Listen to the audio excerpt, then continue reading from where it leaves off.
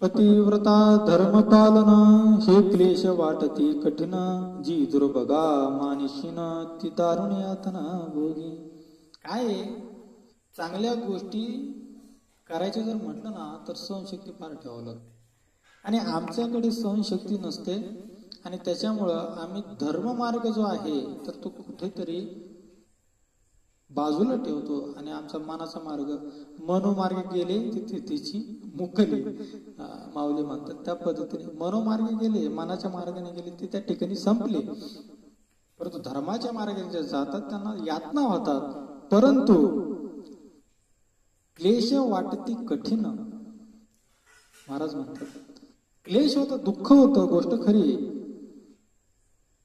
परंतु हे क्लेश जिला वाटतात तर ती इतर गोष्टींचं सुद्धा दुःख भोगत असते. आणि म्हणून धर्ममार्गाने जरी क्लेश वाटत असते परंतु नावलौकिक होतं, जीवनाला एक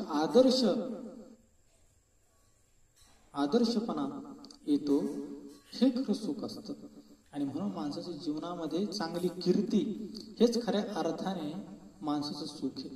आणि म्हणून कीर्ती जर नसेल, कीर्ती जर दुष्कीर्तीमध्ये जर परावर्तित जर होत असेल तर त्या माणसाच्या कितीही जरी सुखी जीवनाकडे आम्ही पाहत असलो परंतु कीर्ती जर वाईट असेल, दुष्कीर्ती जर असेल तर त्या जीवनाला काही अर्थ नाही. आणि म्हणून कीर्ती कमवा, दत्त महात्मा सांगतात. आणि त्याच्यामुळे प्रतिवर्ता धर्म पालन कठीण आहे, गोष्ट खरी आहे, परंतु क्लेश कठीण आहे, गोष्ट खरी आहे. परंतु हे जर तुम्ही पालन जर केलं तर तुमची कीर्ती मात्र सदोदित असं म्हणतात दरवळीत राहील.